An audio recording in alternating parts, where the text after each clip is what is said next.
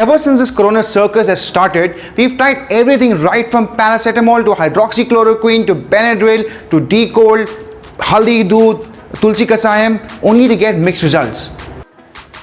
For advice and entertainment, we have him, and of course their world famous bromance.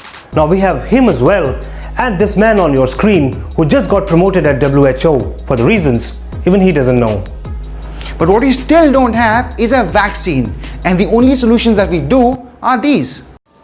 Okay, so what is a vaccine? Well, it's just like a net practice before the real match, when a weaker variant or clone of the real virus is injected in your body and your body learns to fight if and when the real villain shows up.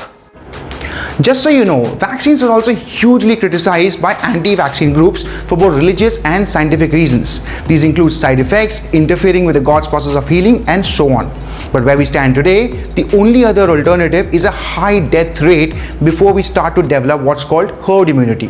Herd immunity is a biological phenomenon where a large population gets infected, and those who survive spread immunity to the people they come in contact with over a really painful long period of time. Alright, now that we are clear that only a vaccine can save us, the million-dollar question is, when are we going to get that vaccine and how much would it cost us? Let's find out in our Month Ka Mudda, where is my vaccine? Making vaccines is serious business. It is your life. Hence, any vaccine has to go through a number of stages before it is approved for public use. Now, these stages include exploratory, preclinical, development, manufacturing, regulatory, quality control, and so on. Please click on these links to know more about the entire process, because we won't talk about them in detail, given free text is not a science show. Alright, so all you need to know that this process from start to finish can take anywhere between 18 months to 10 years or maybe even more. Well, it's just like the cases in our Indian courts where the Judge Saab will keep on giving you dates, some more dates, or maybe even more. And mind you, Corona is no ordinary matter, so the rule books have been asked to wait. And the scientists and pharma companies across the globe are sprinting through this marathon. Okay, so who's where and what do you need to know? Currently, there are over 100 plus vaccine projects in various stages, including, yes, our very own Patanjali. And what you see on your screen right now are the front runners in this global race for a corona vaccine. Alright, so number one on our list is this company called AstraZeneca, which is working with Oxford University to create a vaccine for coronavirus. And at the moment, this company is creating the maximum buzz and excitement in the market.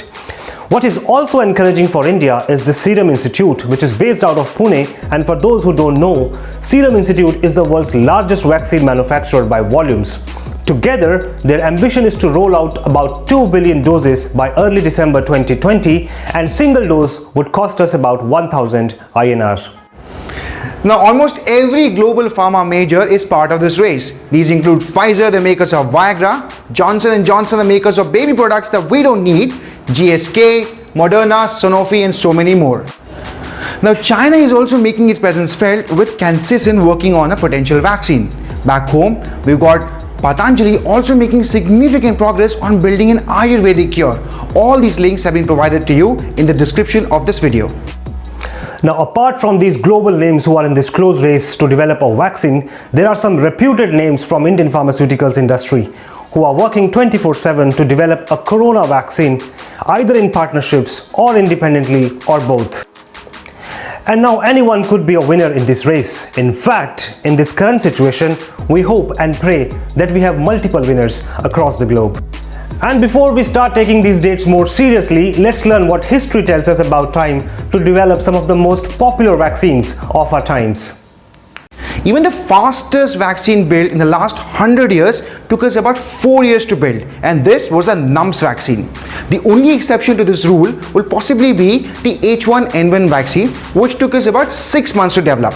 However, the H1N1 vaccine wasn't really a grounds-up discovery. What this means, it was more like repurposing an existing cure to fight the H1N1 virus. And while we'll keep getting some news about small wins such as these, in our opinion, even if we get a high quality, safe vaccine by April 2021, we should consider ourselves really lucky. So now that we know that a reliable cure is at least a year away, the only options that we continue to have are these. And knowing how woefully short our healthcare infrastructure is, each one of us today is practically on his or her own. Now, knowing this, we've got to do everything in our power to protect our own lives and the lives of people that we love. Well, fortunately though, this is not an impossible task. Like our great PM said while he was announcing the Janta curfew, "Mitron, aap swasth, to jag swasth." And 3 months exactly after, we understand what he exactly meant.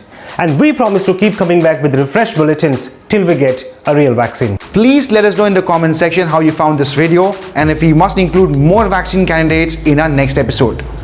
I am Prabhu. Stay home, stay safe, stay healthy. God bless you all. And I'm Sushil. Please like, share, comment and absolutely press the bell icon below to subscribe to our channel. Like always, leaving you with some free text facts of hope. Hope you enjoyed this episode. We'll be back soon with a fresh new episode. Till then, thank you for watching and goodbye.